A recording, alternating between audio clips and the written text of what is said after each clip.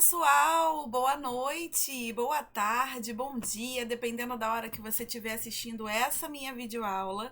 Eu sou a professora Luciana Naar e a gente está aqui hoje para mais uma videoaula de biologia, a penúltima videoaula desse nosso ano de 2025. O Enem tá chegando, né? É o nosso último encontro de biologia antes das provas em si, tá? Então vocês vão ter um final de semana antes que é de linguagens, né? Redação. E depois eu volto na outra semana, mas na semana de humanas a gente não aparece aqui com biologia, física, enfim. A gente deixa a semana reservada para as matérias de humanas que realmente vão cair naquela semana, tá? Então, por esse motivo, esse é o nosso último encontro antes de vocês realmente estarem aí com algum feedback do primeiro dia do Enem de 2025, tá? Então, já que a gente está na nossa penúltima aula, eu vou dividir essa aula em duas. A gente vai fazer um Enem, revisão final, tá? Parte 1. Deixa eu até botar minha canetinha aqui, meu apontadorzinho aqui. Revisão final, parte 1, a gente vai fazer agora nessa semaninha, como eu tô falando para vocês, né? E o Enem, parte 2, revisão final, com os temas mais importantes, mais cobrados do Enem, a gente vai fazer na última semana, né? Na fatídica semana das provas de matemática e de ciências da natureza, tá ok? Então fica com a gente nessa videoaula, que eu preparei um iniciozinho, uma parte 1 de revisão bem legal pra gente trabalhar, tá bom? Só que antes, deixa eu falar aqui com vocês, né? Para esse ano, assim, já estamos em cima do laço, mas para quem quiser aí praticar, encontrar exercícios de maneira mais fácil, ou para quem já está, né, também pensando no próximo ano, a gente tem a nossa plataforma digital de ensino, lá no www.dominante.com.br. Vocês encontram todo o material preparado para estudo do Enem, tá? Um material construído de forma objetiva, com mais de 1.500 exercícios selecionados. Então, como eu sempre falo com vocês, né? Essa é a hora dos exercícios. Então, lá nessa plataforma, a gente tem tudo bonitinho. 12 parcelinhas de R$ 29,90 e você tem acesso durante os 12 meses em que estiver pagando. Então, aquilo. Dá para estudar ainda para o Enem desse ano e se você precisar, né? Se você correu agora nas últimas horas, nas últimas semanas e tá desesperado e não tiver um bom resultado, porque quem tá com a gente aqui no canal tem certeza que vai ter um bom resultado. Mas se você veio no desespero e acabou não dando tempo de estudar direito esse ano, pro ano que vem, tá valendo então 12 meses de acesso, tá bom? Por esse valor. E não é um acesso só não, você pode doar para quem você quiser, tá ok? Então vale muito a pena conferir lá no www.dominantes.com.br, beleza? Vou começar, hein? Vou começar a nossa revisão de hoje, tá? E eu separei aqui um temazinho legal, que é ecologia, meio ambiente, que assim, a gente tem certeza, tá, absoluta que o Enem vai cobrar, que caiu no Enem de 2018 o PPL, tá? Essa revisão de hoje eu peguei bastante 18, 19 e 20, tá? Os últimos Enems de 2018, 19 e 20 e 21.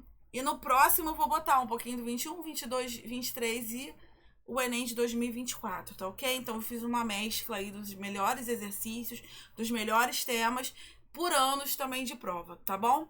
Então olha só o que eu vou falar aqui do Enem de 2018, o PPL, hein? Questão 91 da prova amarela perguntou o seguinte, ó.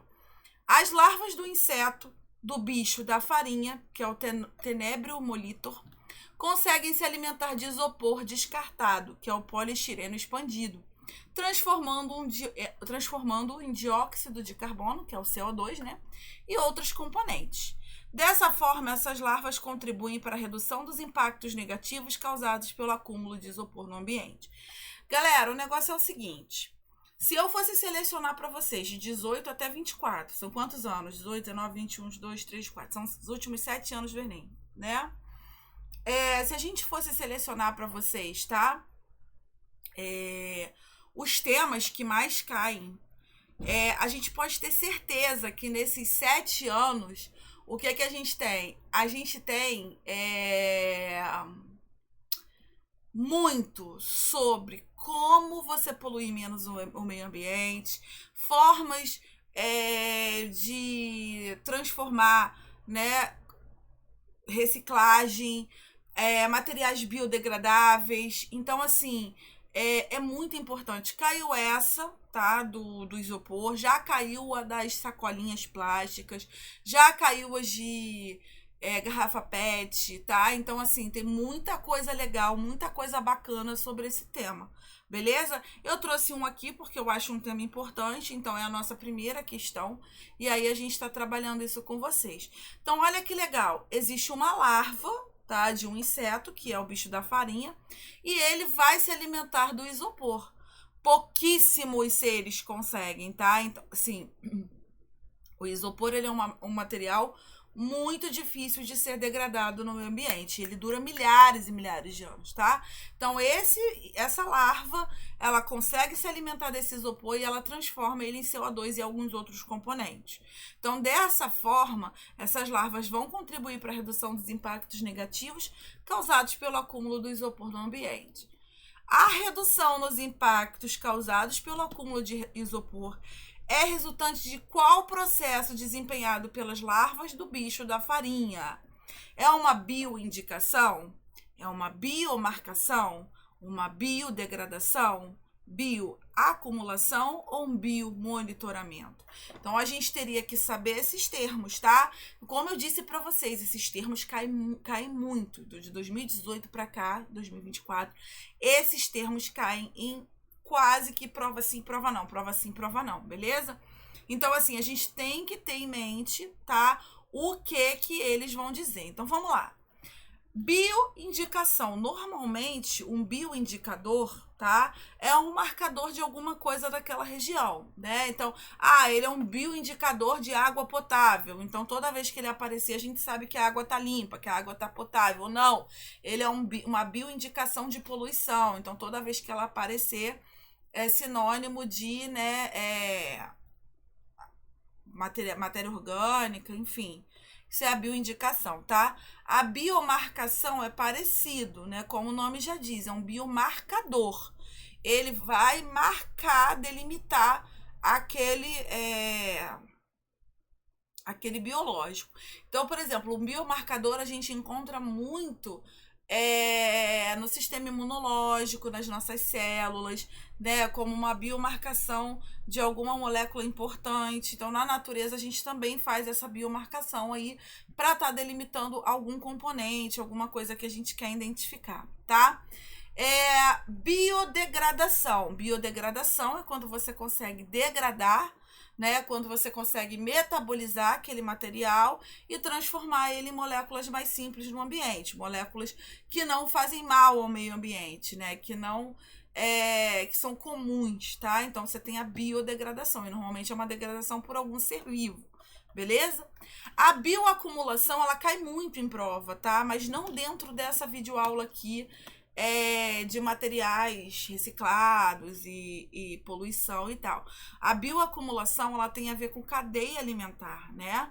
Ela é quando os metais tóxicos ou os agrotóxicos ou algo que não é degradado pelo nosso corpo vai se acumulando ao longo da cadeia alimentar, né? Então, a gente sabe que conforme a gente vai aumentando na cadeia, maior é o nível de alimentação, né, que a gente precisa.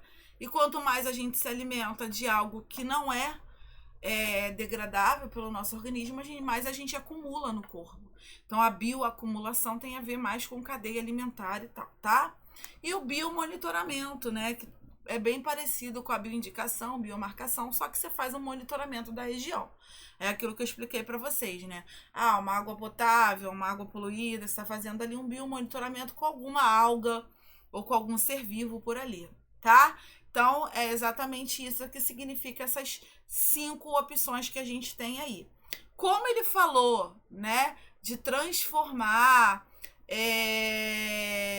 o isopor que está sendo descartado em algo simples, como o CO2 e alguns outros componentes, né? Como ele está falando que isso vai reduzir os impactos do isopor, a gente sabe que essas larvas elas estão fazendo o quê? Uma degradação. Então, por isso, gabarito letra C, tá?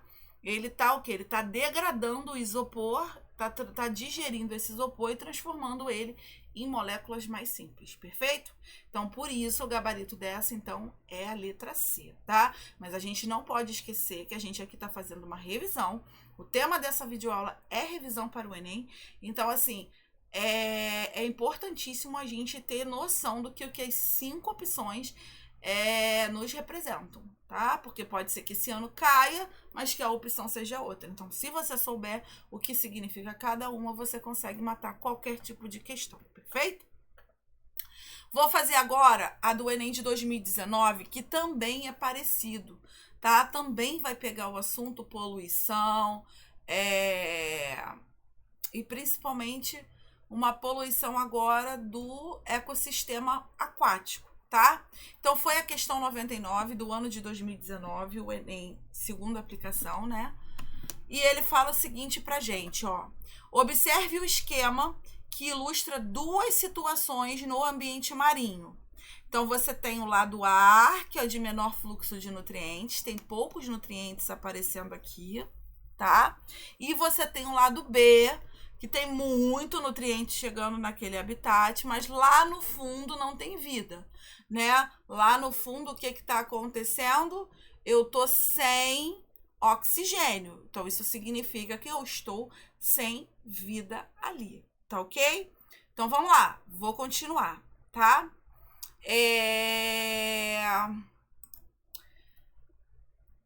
Sem olhar a pergunta, sem olhar as opções, lembra que eu falei para vocês puxarem a gavetinha da questão? Então, sem olhar esse contexto e as opções, o que eu tenho para falar com vocês?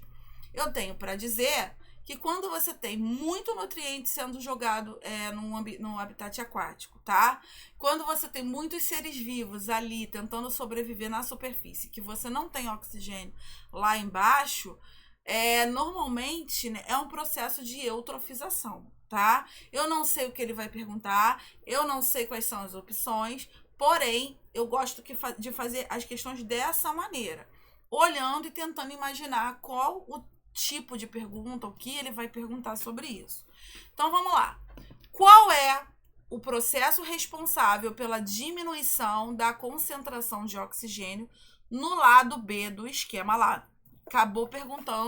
Acabei dando sem querer a opção. Lembra que eu falei para vocês, né? Eu sempre esqueço qual é a pergunta que vai ser feita, quais são as opções que estão ali, porque são tantas provas que a gente pega, ainda mais agora, nesse finalzinho de Enem, né?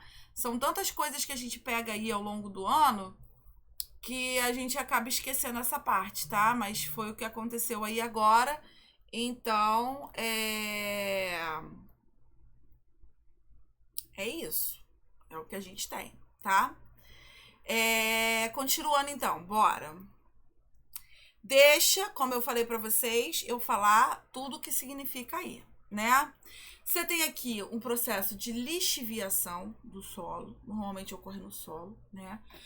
O processo de eutrofização, volatização, fermentação ou bioacumulação.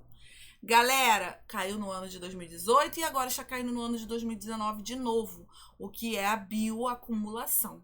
Já expliquei para vocês, então não vou perder muito tempo na letra E, né? Porque a gente já sabe que a bioacumulação é esse processo de acumular metais pesados, agrotóxicos e outros seres não degradáveis na cadeia alimentar. Então, essa aí já tá batida pra gente, tá?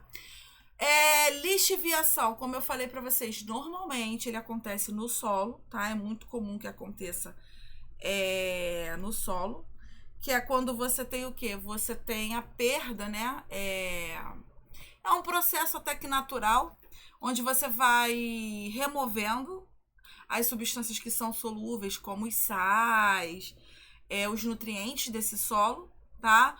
Pela ação da água. Então, por exemplo, você tem uma área de desmatamento, porque você não tem mais raiz ali segurando, aí quando dá uma enxurrada, dá uma chuva, ela pega e arrasta todos os nutrientes daquele solo com ela, tá? Então, isso é um processo de lixiviação.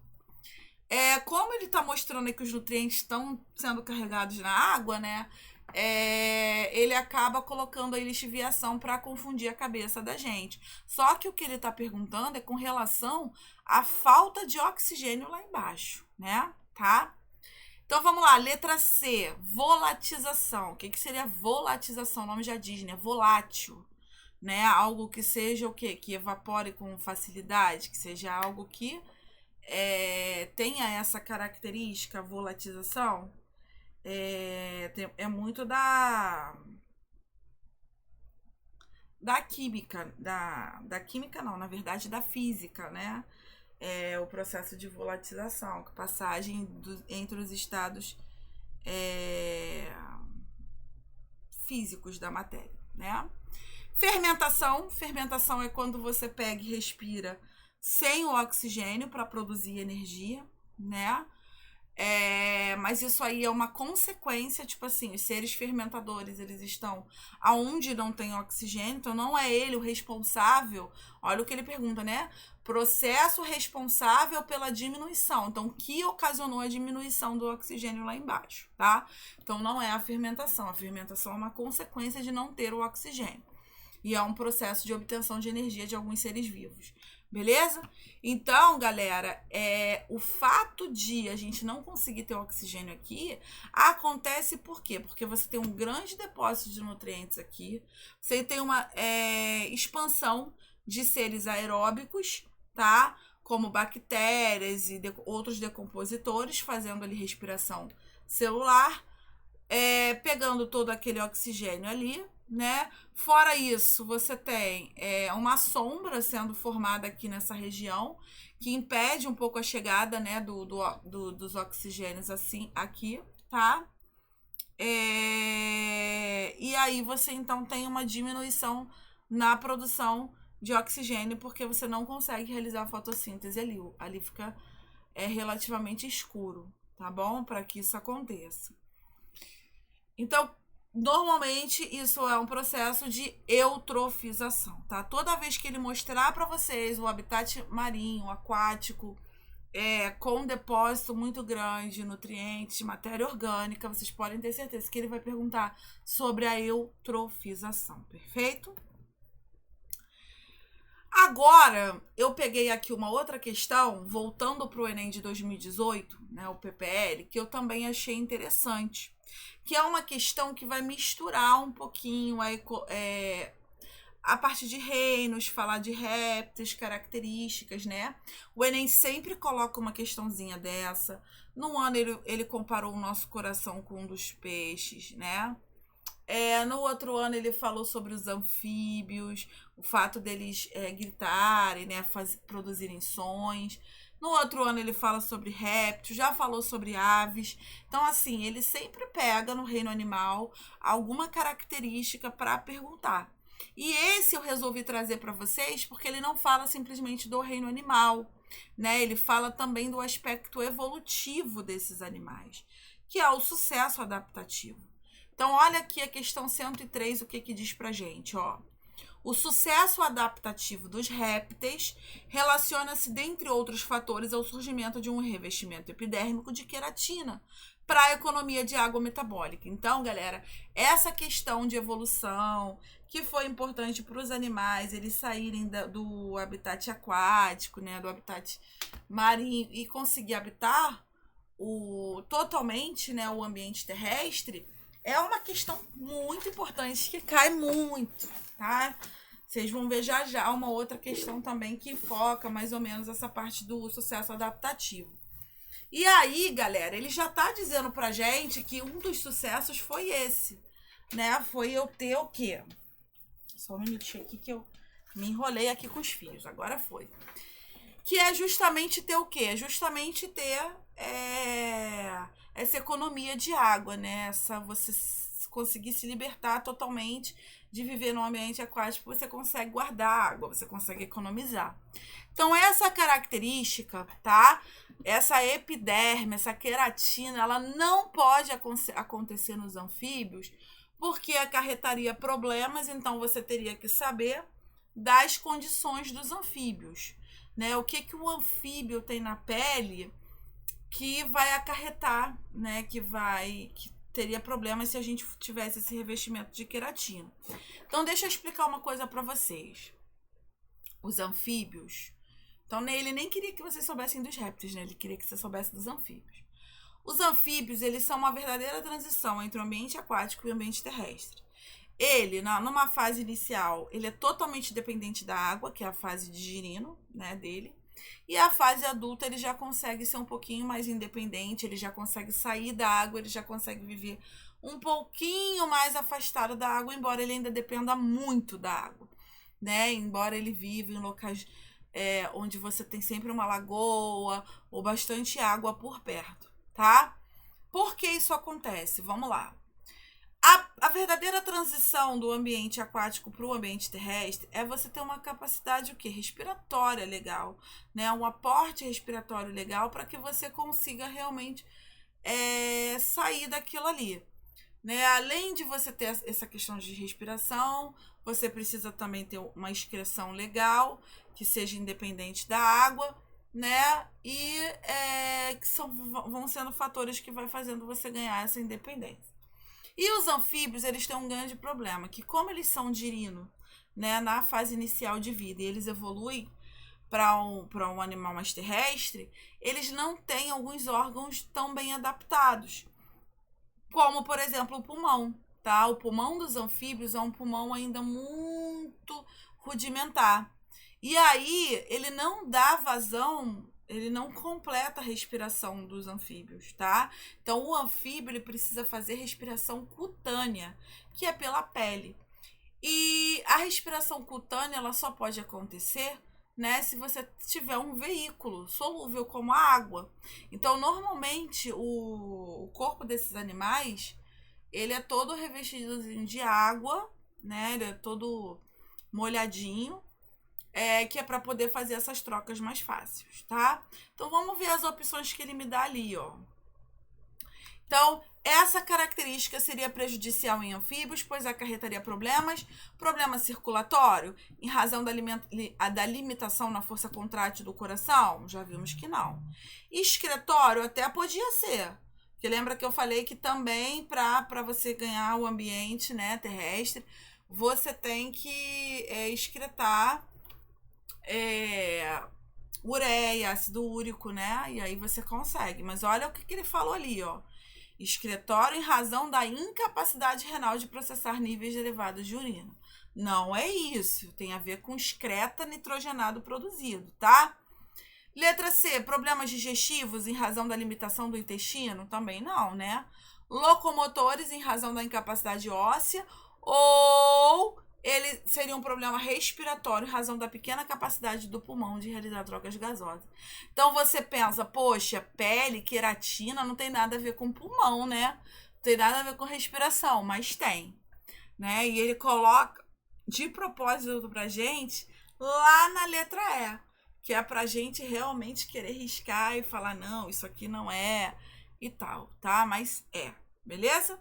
Gabarito, então, letra E. Mais uma questãozinha aqui da nossa revisão, então, tá? Também com relação à adaptação, esse assunto é importantíssimo, então a gente tem que se cercar. Acho que talvez vá trazer ele também, que tem umas questões muito interessantes de 2023, 2024 para cá. Então, devo voltar um pouquinho nesse assunto de adaptação, claro que com outra abordagem, tá? Vou fazer a questão 115 também do Enem de 2018. Olha o que ele fala pra gente, ó. O deserto é um bioma que se localiza em regiões de pouca umidade. Perfeito. A fauna é predominantemente composta por animais roedores, aves, répteis, artrópodes. Ok. Uma adaptação associada a esse bioma presente nos seres vivos dos grupos citados então, de novo, não só uma adaptação que faça ele sair do ambiente terrestre, mas também que faça ele suportar as condições do deserto, né? Que são condições de pouca água. Então, vamos lá. Será que a existência de numerosas glândulas sudoríparas na epiderme, o suar, vai fazer eu aguentar o calor do deserto? Eu não posso perder água, né, galera? A gente tem que pensar nisso. Letra B. Eliminação de excretas nitrogenados de forma concentrada. Será que eu concentrar os excretas é uma boa opção? Um desenvolvimento do embrião no interior de um ovo com casca. Então, eu ter um ovo com casca faz eu conseguir viver bem no ambiente sem água. Capacidade de controlar a temperatura corporal, para quem entende, né? Sabe que os répteis não controlam a temperatura corporal, e ele citou os répteis aqui na questão. Então, não faz sentido a letra D, né? E respiração realizada por pulmões foliáceos. Foliáceos são aqueles pulmões que têm bastante ramificações ali, né? Então, assim, para conseguir viver num ambiente sem água, num ambiente deserto, o que a gente precisa? A gente precisa acumular excretas. A gente precisa que não seja um excreta que precise de muita água para sua eliminação, tá? Então, por isso que eu citei a questão da excreção na outra questão. Porque aí sim, como eu montei essa aula esses dias, eu já sabia que viria uma questão mais ou menos sobre isso aí pra gente, tá bom? Então, perfeito. Vamos lá? Mais uma questão? Vamos lá. Questão 123 agora, tá? Vou falar aqui com vocês que é sobre evolução. Vamos lá? Podemos esperar que, evoluindo de ancestrais que disputavam os mesmos recursos, as espécies tenham desenvolvido características que asseguram menor ou nenhuma competição com membros de outras espécies.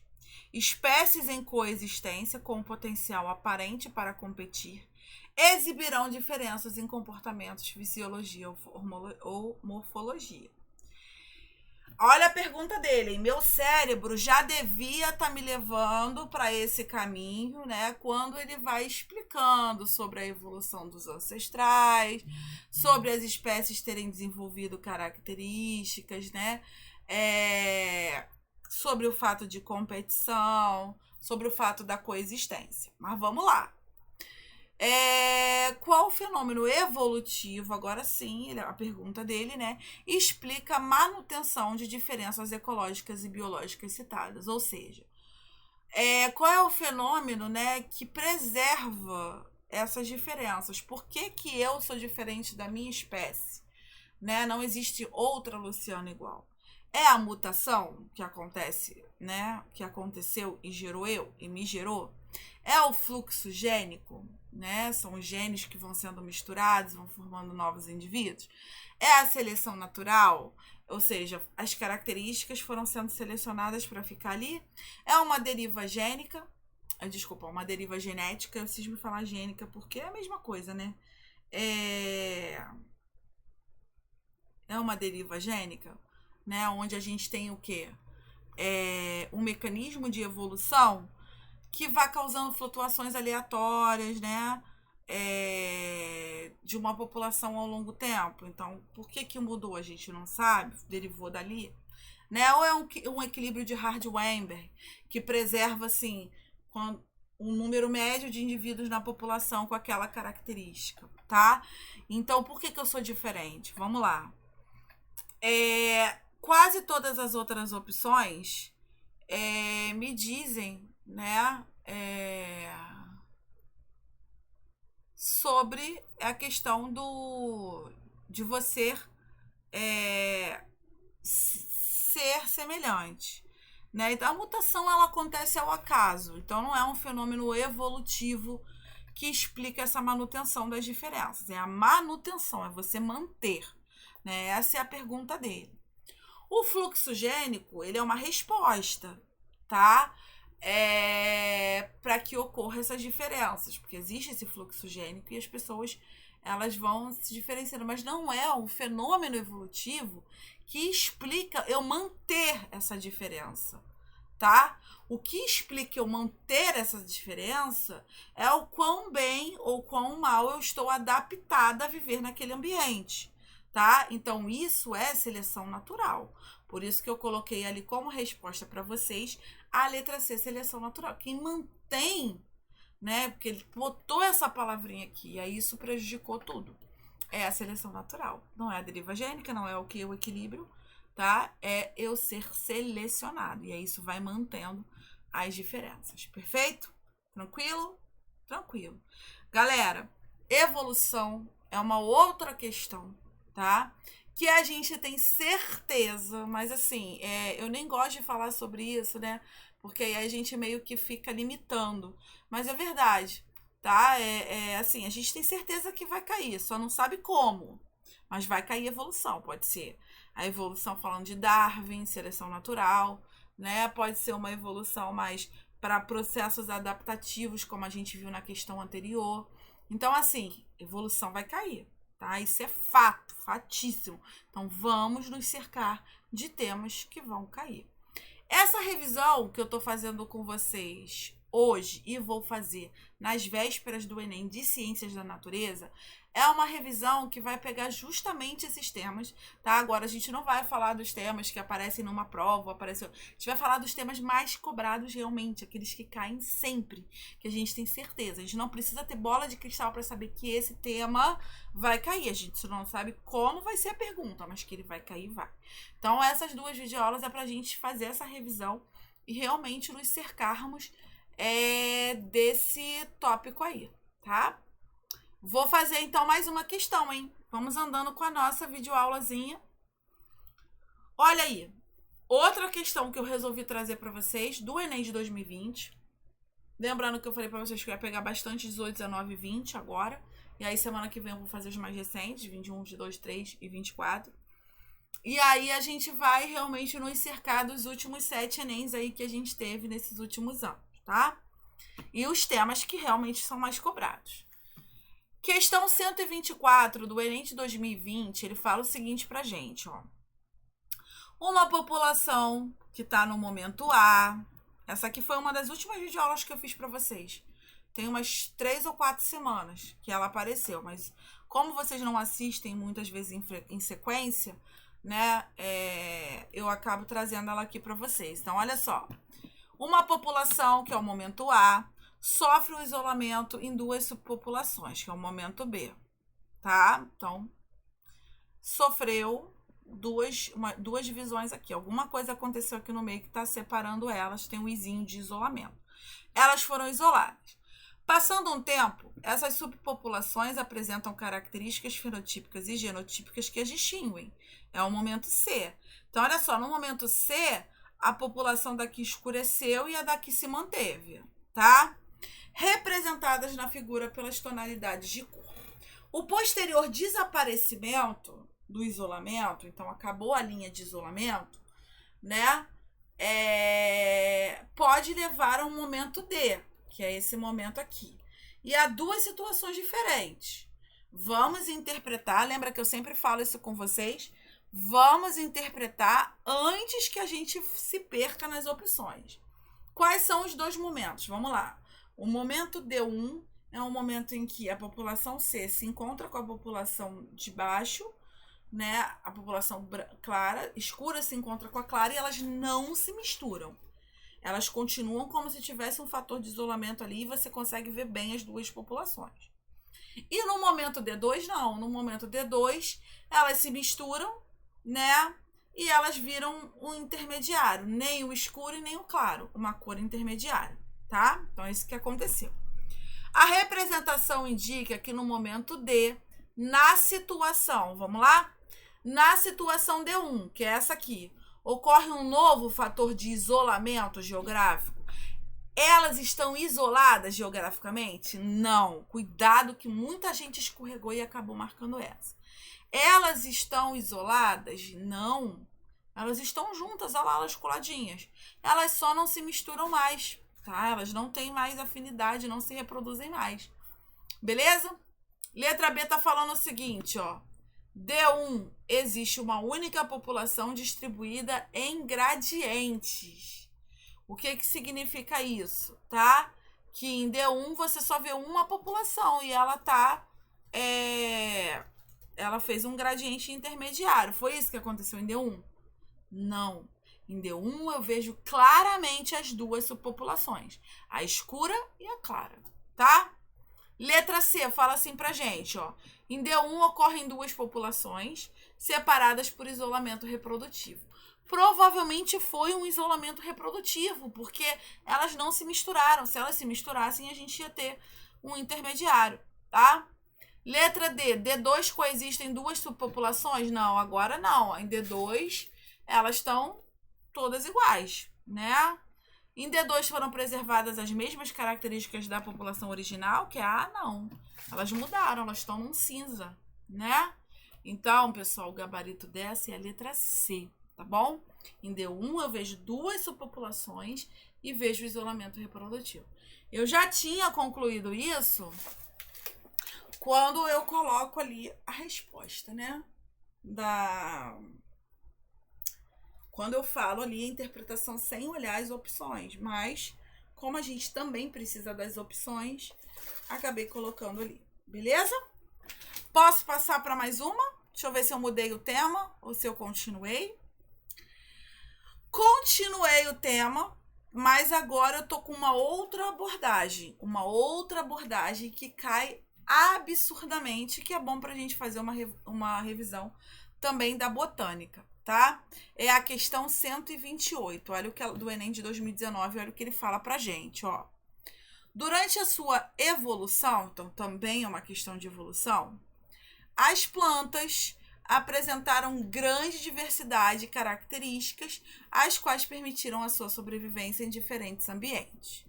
Na imagem, 5 dessas características estão indicadas pelos números. São aqui os 5, ó. Embrião protegido no gametófito. O 2, tecido condutor verdadeiro. 3, formação de um tubo polínico. 4, polinização pelo vento. E 5, produção de frutos. Perfeito, tá ali os números. E aqui, olha, no clado que a gente tem aqui, tá? Então, isso é uma questão de cladogênese. Você tem que saber estudar clado. A aquisição evolutiva que permitiu a conquista definitiva do ambiente terrestre pelas plantas está indicada pelo número. Então, a gente tinha que saber aonde que aconteceu a conquista do ambiente terrestre, tá? Então, você tem aqui as hepáticas, você tem os antoceros, os musgos, as licófitas, pteridófitas, gimnospermas e angiospermas. Aonde que, de fato, a gente teve a independência total do ambiente terrestre? A gente teria que saber interpretar clado, sim, mas a gente tem que saber também o quê? Você saber o reino, né? O reino das gimnospermas, das angiospermas, o que aconteceu em cada um. Então, vamos lá. Embrião protegido no gametófito, isso é uma característica de quem evolui para um ambiente terrestre? Não. Né? Não é uma característica de quem evolui para o ambiente terrestre, pelo contrário. Né? Quando você precisa de um embrião que é protegido num gametófito, você tem aí gametófitos que são lançados na água, tá? Tecidos condutores verdadeiros. Bom, o tecido condutor verdadeiro não especificamente diz que eu vou evoluir para o ambiente terrestre, né? A formação de um tubo polínico já começa a conversar melhor, porque o tubo polínico, né, ele é uma adaptação reprodutiva típica realmente de quem ganhou a independência da água, de quem agora consegue se reproduzir pelo vento, pelos insetos, tá? Então já fica bonito aqui o 3 para separar o 4 do 5. E o 4, polinização pelo vento, típico das gimnospermas, e o 5, produção de frutos. Então, de todos eles, o 3 foi o marco realmente que diz, sim, a partir de agora você pode ganhar um ambiente terrestre, porque você mudou, né, a sua maneira de reprodução e você agora está independente da água, o que não acontece lá no caso dos antóceros e dos musgos, na hora dos embriões protegidos lá pelos gametófitos, tá bom? Perfeito. Questão média, tá? Tinha que saber um pouquinho de evolução, interpretar cladogênio. Nem teve tanto clado aí, mas tinha, né? Porque assusta quando você vê assim. Então, se você bate o olho e você já sabe responder esse tipo de questão, você já faz a questão um pouco mais tranquilo. Então, o fato de a gente, né, ter que interpretar, dar uma assustada, então é uma questão que exigia um pouco mais da biologia da gente, tá? Vou mudar um pouquinho o foco, vou continuar ali, né, na parte de evolução, mas eu vou avançar, eu vou aprofundar no tema e vou juntar a evolução com a ecologia, né? Na verdade, é um problema ecológico, que parte da evolução, de você separar, de você, né, mitigar os ambientes, que é o corredor ecológico. Galera, se eu não me engano, de 2018, 19 para cá, o corredor ecológico já caiu em 3 ou 4 provas. Então, assim, se a gente tem 7 provas só de 2018 para cá, e se nessas 7 provas já caiu pelo menos 3 vezes, no mínimo, isso quer dizer que ano sim, ano não, tá? Então, isso quer dizer que é um tema muito, mas muito cobrado. Então, é o caso do corredor ecológico, beleza? Então, vamos entender de vez o que significa esse corredor ecológico. Os corredores ecológicos visam mitigar os efeitos da fragmentação do ecossistema, promovendo a ligação entre diferentes áreas, com o objetivo de proporcionar o deslocamento dos animais e a dispersão de sementes e o aumento da cobertura vegetal. Porque o que acontece? Deixa eu explicar para vocês, tá? Vou dar o exemplo clássico, típico, que sempre cai nas provas, beleza? O corredor ecológico, ele normalmente acontece quando você artificialmente muda aquele habitat. Então, normalmente, quando você coloca uma rodovia. E aí você separa aquele ambiente, tá? A rodovia, ela não é para ser atravessada. Então, não é legal que os animais fiquem circulando o tempo todo. E você acaba separando também as espécies de plantas, né, da região, o tipo de solo. Você realmente monta uma rodovia grande e separa isso, tá? E aí eles observaram que isso gerava um estresse, gerava um problema para o ecossistema e ele se tornava diferente. Então, para evitar a perda dos animais, a perda da biodiversidade, o que eles fazem? Eles fazem um corredor. É como se fosse uma travessia, né? Como se fosse uma ponte, uma passarela. Se você passar ali na estrada, né, da região dos lagos, indo para Friburgo também, por Magé, você vê muito corredor ecológico e você parece tipo uma passarela mesmo, você não, mas é uma passarela de miquinhos, né? Então é bem interessante, tá? Eu falo porque eu sou do Rio de Janeiro, tá? Então, assim, eu sei que a gente tá falando pro Brasil inteiro, a região dos lagos no Rio de Janeiro, Magé, né, Friburgo, é tudo Rio de Janeiro, tá, galera? São outros municípios aí dentro do nosso estado. Fala-se com uma propriedade e eu esqueço que eu estou falando para o Brasil inteiro, para o mundo inteiro. Então, é isso. E aí, eles têm esse caminho, essa comunicação entre as rodovias, tá? São Paulo deve ter muito. E aí os animais eles conseguem continuar circulando, trazendo sementes de um lado para o outro. Isso faz com que o ambiente ele fique preservado, beleza? Então vamos lá, isso é um corredor ecológico, tá? São instituídos com base em informações como estudos sobre o deslocamento de espécies, sua área de vida, que é a área necessária para o suprimento das suas necessidades vitais e reprodutivas, e a distribuição das suas populações, tá? Então existe um estudo, ela não é colocada em qualquer lugar de qualquer maneira, né? Como eu falei para vocês, nessas regiões onde eu via uma passarela, que parecia uma passarela de miquinho, aquilo ali era para mico. É claro que uma cutia não ia conseguir subir daquele jeito, né? E atravessar como um miquinho, tá? Então, existe essa diferença, esses estudos e tal.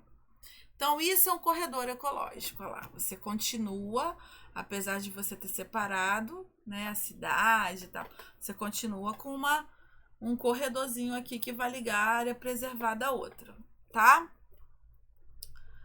Olha lá, ó, numa rodovia, como seria. Essa tá linda, né? As nossas não são tão assim, não, mas é isso. Nessa estratégia, a recuperação da biodiversidade é efetiva porque continua o fluxo gênico. Olha lá o que eu falei para vocês, ó, o DNA ele continua circulando de um lado para o outro, né? Intensifica o manejo de espécies. Manejo é você ficar mexendo com as espécies, manipulando elas. Isso vai intensificar? Não, isso aí vai fazer com que as espécies sozinhas consigam ir de um lugar para o outro, sobreviver como se estivessem ainda interligadas, tá? Amplia o processo de ocupação humana. Eu criar um corredor ecológico e amplia esse processo? Não tem nada a ver, né? Aumenta o número de indivíduos nas populações? ela vai continuar em equilíbrio. Não vai fazer diminuir, mas também não vai fazer aumentar, certo? Favorece a formação de ilhas de proteção integral? A palavra integral me pegou ali, né? Integral não, porque você acabou mexendo com o habitat, não é isso? Então, por que é interessante para a biodiversidade? Porque você continua circulando com a genética ali, tá? Beleza? Vamos lá? Ih, já deixei a resposta dessa aqui. Ai, que sacanagem. Mas vamos lá, vamos continuar. Essa questão 127, olha só o que eu falei para vocês. Ó, ano sim, ano não. Caiu em 2018 e agora vai cair em 2020 de novo. Né? E se eu não me engano, já caiu em 2022, 2023, alguma coisa também sobre o corredor ecológico. Então é ano sim, ano não. Ano sim, ano não. A gente tem que saber bem. Olha o que diz aí a questão 127, ó. A fragmentação dos habitats é caracterizada pela formação de ilhas de paisagem original, circundadas por áreas que são transformadas. Esse tipo de interferência no ambiente ameaça a biodiversidade. Imagine que uma população de onças foi isolada de uma mata pequena. Elas se extinguiriam, mesmo sem terem sido abatidas. Diversos componentes da ilha, como o tamanho, a heterogeneidade, seu entorno, a sua conectividade e o efeito de borda, são determinantes para a persistência ou não das espécies originais. Uma medida que auxilia na conservação, agora olha só que legal, né? Ele trocou a pergunta. Lá ele estava falando dos corredores ecológicos. Ele já começou a questão falando, ó, corredores ecológicos visam, já explicou o que era, e aí ele queria dizer sobre o fluxogênio. Aqui não, aqui ele contou o contrário. Ele falou, né, que você fragmentar causa um problema, não sei o que, qual seria a solução. Então, a gente acabou de ver na questão que a solução é um corredor ecológico, né? Você formar microhabitats nunca é legal, porque você vai estar isolando. Ampliar o efeito de borda. Efeito de borda é você separar, né? Você delimitar aquilo ali, circundar aquilo ali, acabou ali. Promoção da sucessão ecológica. Introdução de novas espécies. Não, é construir corredor ecológico. Só dessa maneira que a gente vai evitar a perda da biodiversidade. Tá bom? Então, foi uma questão que caiu no Enem de 2020. A outra caiu no 18. Então, é ano sim, ano não. Vou ver na próxima aula que eu fizer para vocês se caiu no de 2022. Porque eu sei que caiu mais algum ano falando sobre corredor ecológico. Talvez seja no de 2022. Vamos ver se tá ano sim, ano não. Tá? Vamos ver. Mais uma questão do Enem de 2020 também, PPL. Olha o que ela fala pra gente, ó. A irradiação é o sucesso evolutivo. Olha quanto, galera, é muita, né? Claro que eu tô evoluindo e eu tô conseguindo perguntar de maneiras muito diferentes. Vocês estão vendo que cada hora tá aparecendo de um jeito, de uma maneira, né? Mas olha quantas questões de evolução a gente tá tendo aí, tá? Então, essa questão é a questão 116 do Enem de 2020 PPL e diz o seguinte: a irradiação, sempre prova amarela, tá, galera? E o sucesso evolutivo das angiospermas estão associados à ação de animais. Angiosperma de novo, hein? Que atuam na polinização das suas flores, principalmente os insetos. Nessa relação, os insetos foram e ainda são beneficiados com alimentos. Para as angiospermas, essa coevolução foi vantajosa porque não deixa de ser uma questão que vai te envolver saber sobre o reino das angiospermas, saber sobre relações mutualísticas, né? A relação de um inseto com o alimento dele e a expansão das angiospermas é uma relação, né, boa para os dois, tá? Então, a gente teria que saber e um pouquinho da evolução. Então, para as angiospermas, foi vantajoso os insetos nessa distribuição, por quê? Reduziu a ação dos herbívoros. Você ter insetos polinizando flores diminui a ação de herbívoros? Reduz a competição interespecífica, né, entre espécies diferentes? Aumenta a variabilidade genética? Aumenta a produção de grãos de pólen ou aumenta a independência da água para a reprodução? Galera, você ter os insetos ali é bom porque os insetos, eles voam, eles vão para longe, né? Aí poderia ser competição? Sim, mas não interespecífica, né? Então, seriam dentro da mesma espécie, porque os grãos de pólen são diferentes. Então, na verdade, o que ele vai fazer é o quê? Espalhar aquele grão de pólen para lugares mais longes e aí, então, aumentar o quê? Fazer com que as plantas se cruzem, né, com cada vez mais plantas distantes, aumentar a variabilidade genética, tá bom? Sempre que perguntar, galera, de grão de pólen, de inseto, de reprodução, de angiosperma, ou vai perguntar dos grãos de pólen, né, variabilidade genética, ou vai perguntar também da semente, que é para você o quê? Fazer a dispersão, levar, né, o embrião para lugares cada vez mais distantes. A gente tem essas duas opções aí, tá bom? Questão 105 do Enem 18. Vamos lá. A polinização. Aí agora eu já vim para o lado da botânica. Eu de novo vou continuar no assunto de polinização. Que viabiliza o transporte do grão de pólen. Mesma pergunta, ó, de uma planta até o estigma da outra. Pode ser realizada biótica ou abioticamente. Ou seja, por um ser vivo ou por um ser não vivo. Nos processos abióticos, as plantas dependem de fatores como vento e água. Então, é o vento e a água que vão espalhar, não é mais o inseto, tá? A estratégia evolutiva que resulta em polinização mais eficiente, quando essa depende do vento, é o...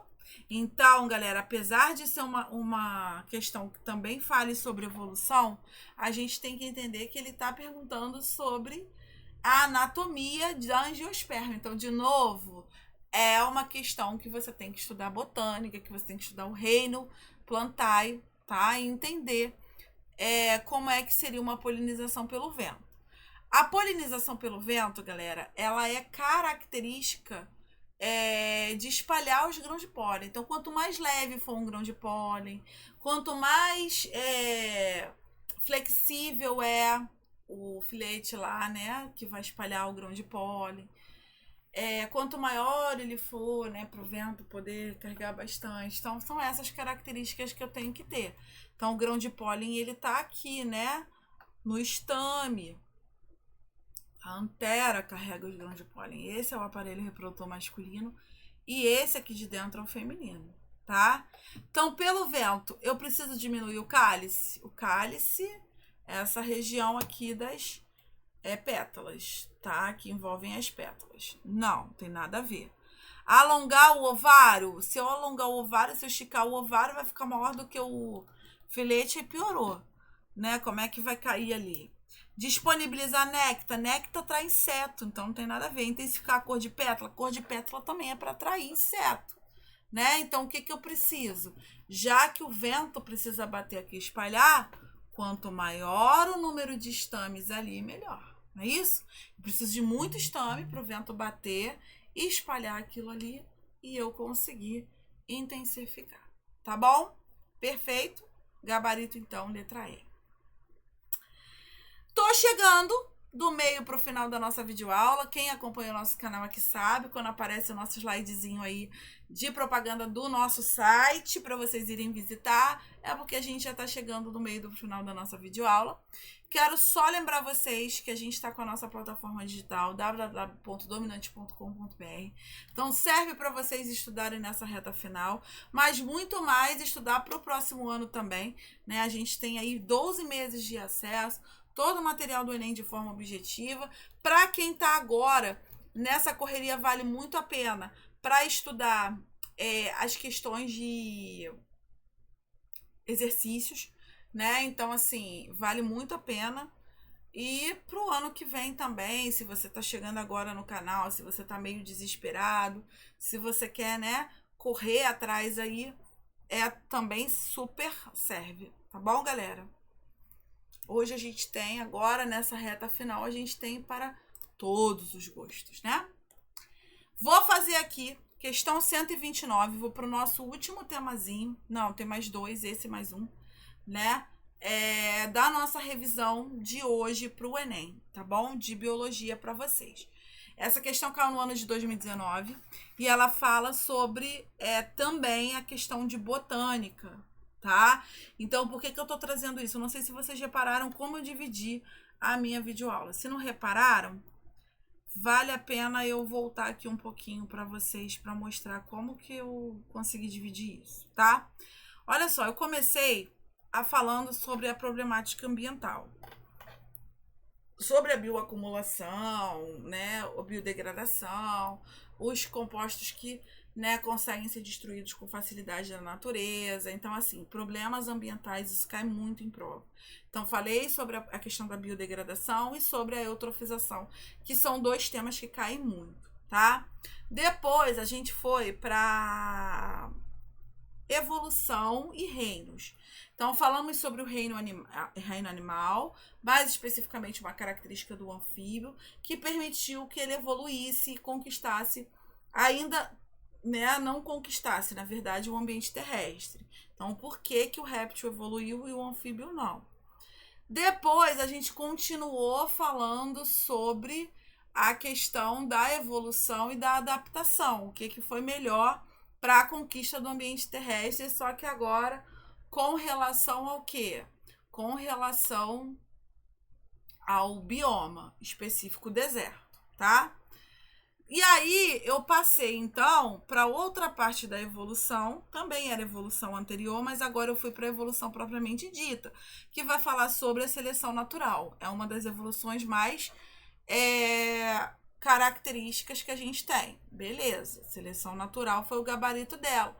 Dentro de evolução, falei também então da adaptação, falei da questão da seleção natural, falei sobre a especiação, o surgimento de uma nova espécie, né? O caso ali do D1, do momento D1.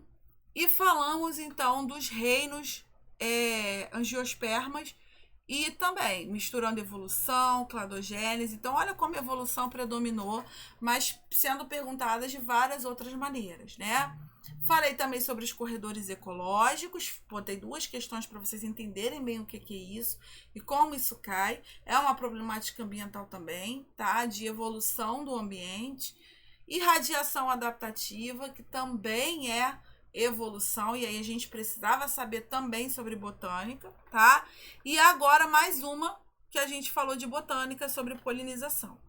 Para terminar, então, vou terminar com mais uma de botânica. Então, a gente foi caminhando. O tema evolução cai muito, vocês viram. O tema problemática ambiental cai muito. E o tema botânica cai muito, tá? Então, assim, são 3 temas que a gente fechou aqui. Cercou eles bonitinhos que a gente tem que realmente pegar, tá? O mangue é composto por 3 tipos de árvores, tá? Nem vou me atrever a falar o nome delas. Uma característica morfológica comum aos 3 tipos de árvores encontradas no mangue está relacionada com a pouca disponibilidade de oxigênio encontrada no seu solo. A característica morfológica de valor adaptativo, olha aí, adaptação, bioma e botânica de novo, né? Referenciada no texto é.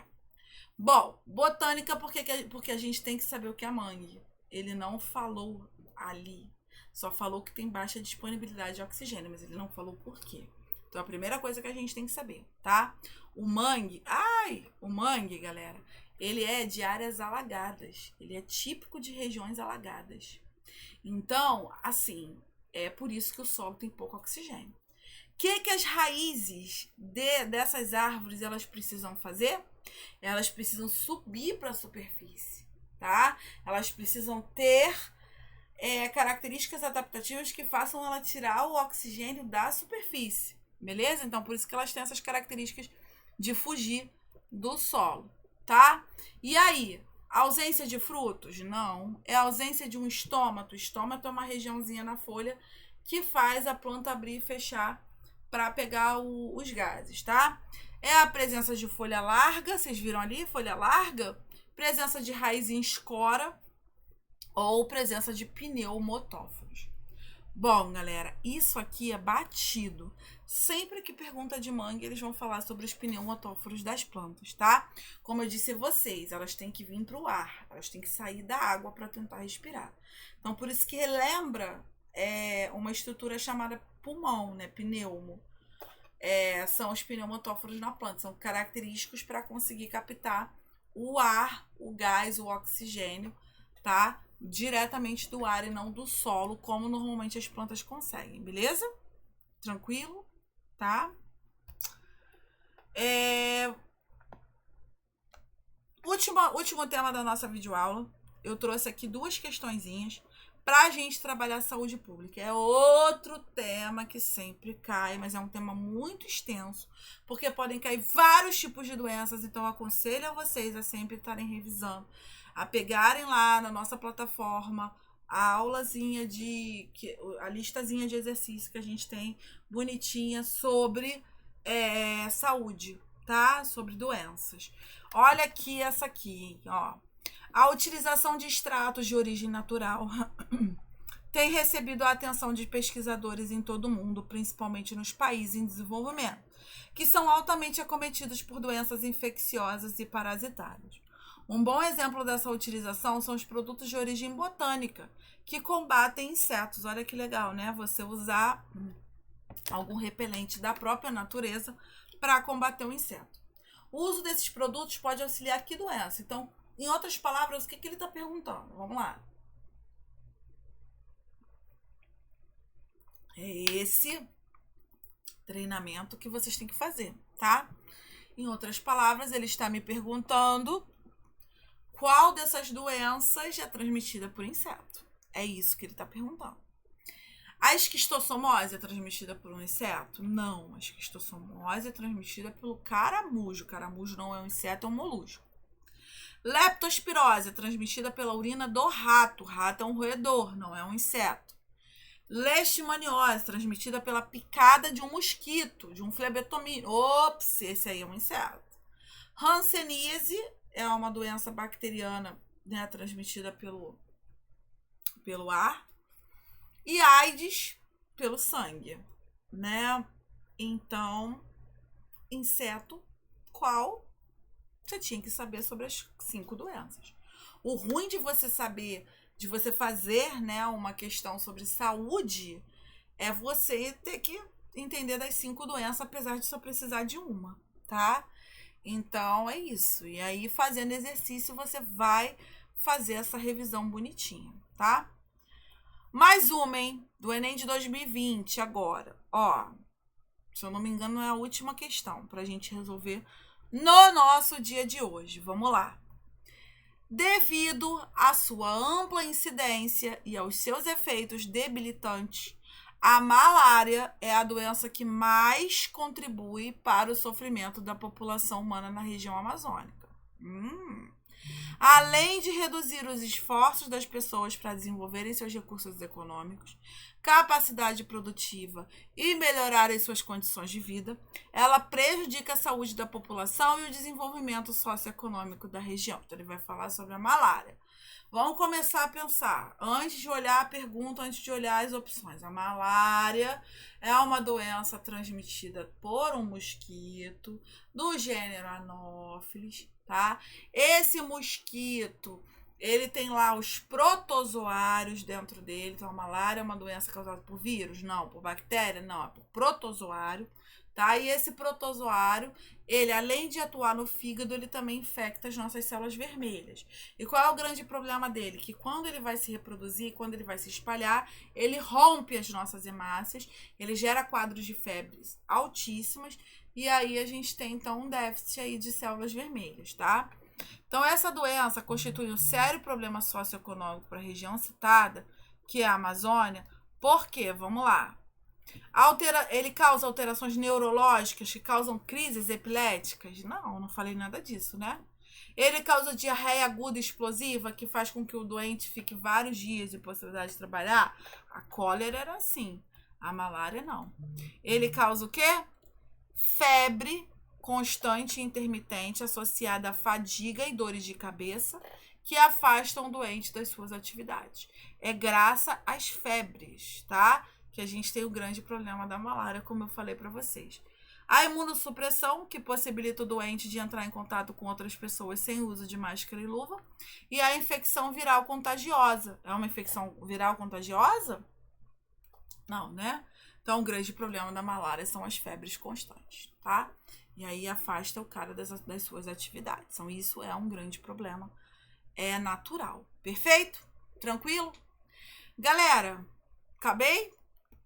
Quero agradecer quem conseguiu chegar até aqui, quem conseguiu chegar no finalzinho da nossa videoaula, né? Mais de 1 hora de aula aí para vocês, falando sobre os principais temas que caíram de 2018 para cá, 19, 20. Vamos fazer 21, 22, 23, 24 semana que vem, né? Então, assim, é uma revisão muito bacana, porque a gente pegou 3 ou 4 temas dentro de uma única videoaula e viu como que esses temas estão caindo aí e a frequência com que eles caíram, né? Porque eles caíram muito, tá? Nesses últimos anos. Então, acabei deixando aí para vocês, tá? Uma videoaulazinha completinha. A gente volta a se encontrar agora na semana que antecede a prova do Enem de Ciências da Natureza, né? Semana que vem a gente tem uma semana toda voltada para a prova que vai ser de Ciências Humanas e Redação. E aí, na próxima, Linguagens Humanas e Redação. E na próxima semana que a gente tem Matemática e Ciências da Natureza, a gente volta a se encontrar para fazer essa revisãozinha aí bonitinha sobre os temas que mais caem no Enem. Vai cair esses temas de novo, porque eles são assim os top 10, mas vai cair outros temas também que eu deixei para falar, né, sobre citologia, biotecnologia, deixei para falar os tops mais na semana que antecede o Enem, tá bom, galera? Peço encarecidamente que vocês venham no canal essa semana, próxima, para vocês terem realmente esse acompanhamento até os dias da prova. Não desanima que a gente está aqui com vocês, tá bom? Obrigada pela atenção de todo mundo que chegou até aqui. Uma boa prova, porque eu não vou vê-los mais antes da primeira prova do Enem. Então, desejo aqui a todo mundo que está assistindo a gente em tempo real e não fez ainda a prova, uma boa prova de humanas, né, para vocês, linguagens. E nos encontramos então daqui a 2 semanas para conversar mais um pouquinho sobre biologia, o nosso último encontro desse ano, tá bom, galera? Beijo para vocês.